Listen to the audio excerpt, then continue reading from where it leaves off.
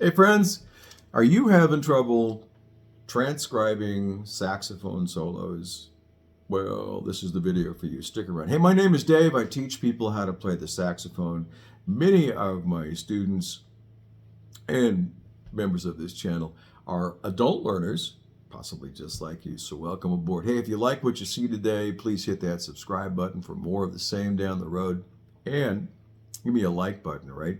The YouTube people will know that you like me if you push that like button. And I think that's important to them at least. Anyway, welcome aboard. I'm glad you're here. Transcribing solos. So this today is going to be a little bit more of an advanced session.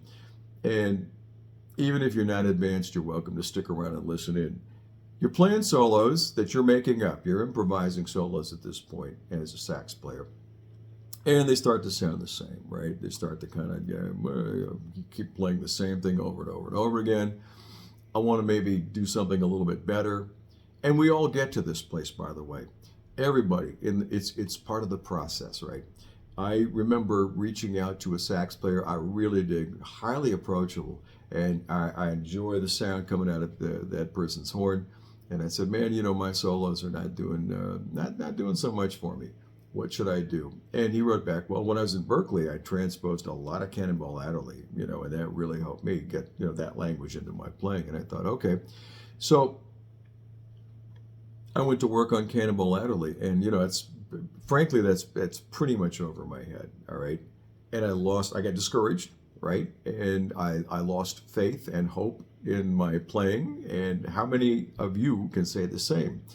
All right, that's the problem. I'm not going to Berkeley. You're not going to Berkeley.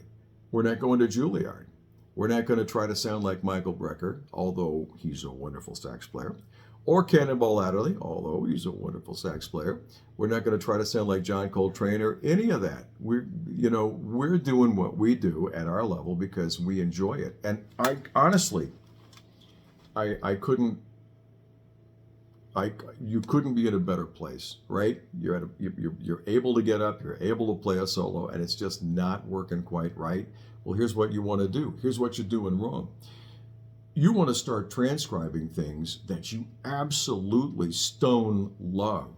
That as Guthrie Trapp, the guitar player in Nashville, I still listen to a lot of guitar players, makes the hair on your arms stand up, and you have to know how did that player make that happen?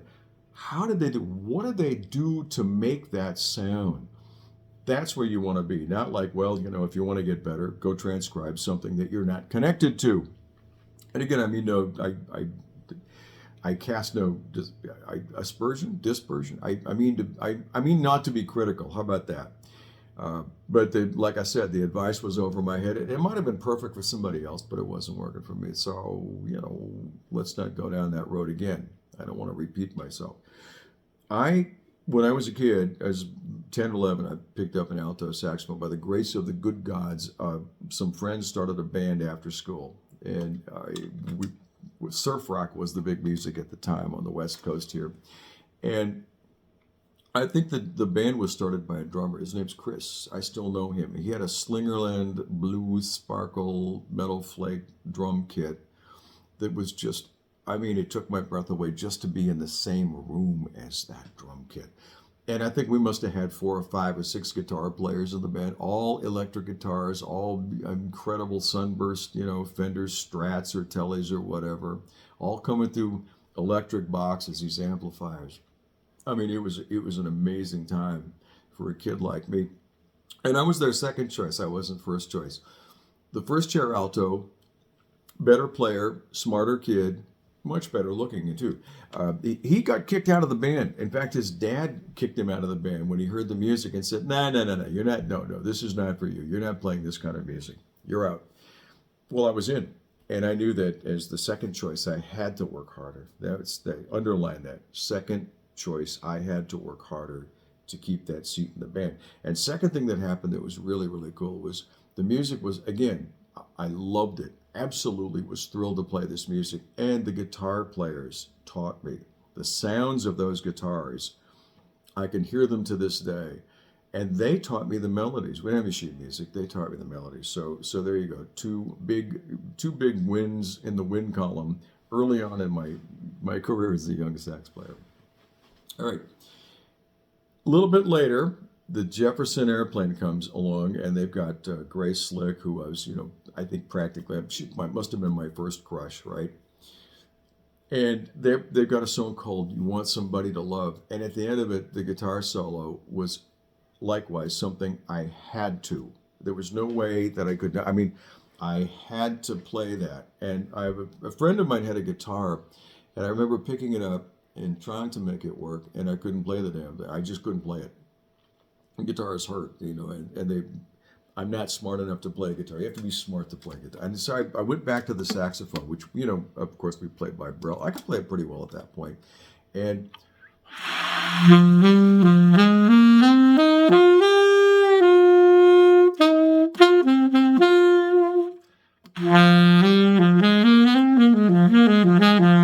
the guy, Jorma Kaukonen or Paul Kantner, whichever one it was, made their guitar wail like a cat in heat in an alley. Oh, I mean, I felt there was this pressure right here. I'm sure hair was standing up on but I had to. There was no choice. I could not walk away from that. I had to get that into my horn. I had to play that. Now, if you don't have that same feeling around what you're trying to transcribe, it ain't happening, all right? You're not going to do it. Why? Because transcribing is a lot of work. I mean, I went over and over and over and over. At that point in time, we were needle dropping. You pick the needle up, put it back, pick the needle up, put it back, and pick the needle up, put it back. And it's a huge amount of work. Now we have software that allows you to, put something on endless repeat that you picked up from Spotify or whatever. But it's still hard. It's a lot of hard work. And if you're not in love with the music, you're not going to get it. You're going to walk away from it because the process is simple. You got to play it so many times that you can sing it. You've got to be able to, you have to internalize it, and you have to be able to sing this bit that you want to transcribe to your horn. There's no other way around it. And, it's murderously difficult.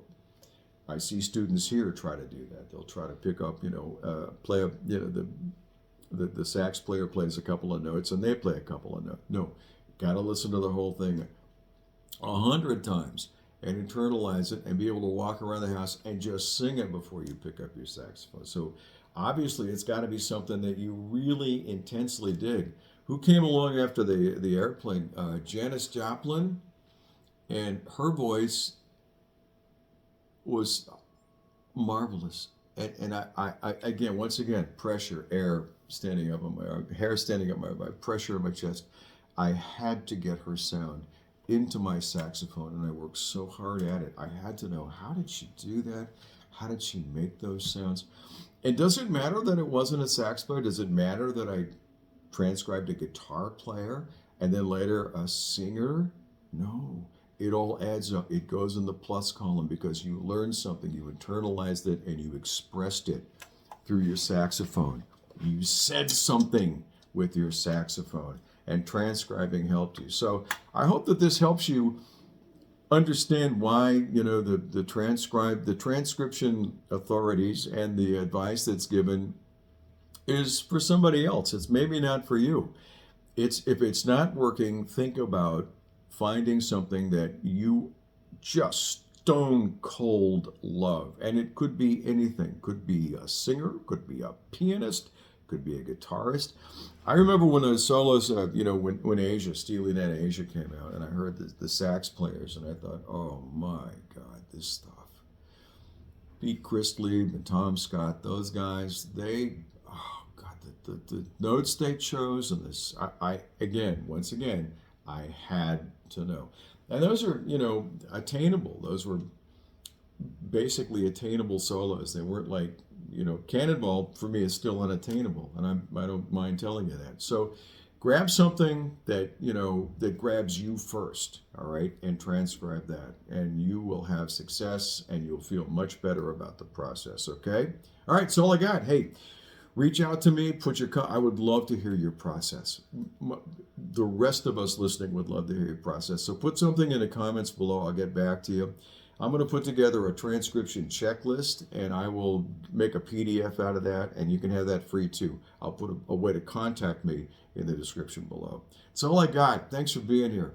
Always a pleasure. Always a great honor, in fact, to share this space with you. So play your saxophone often, do good work, be kind to each other, and I'll catch up with you next time.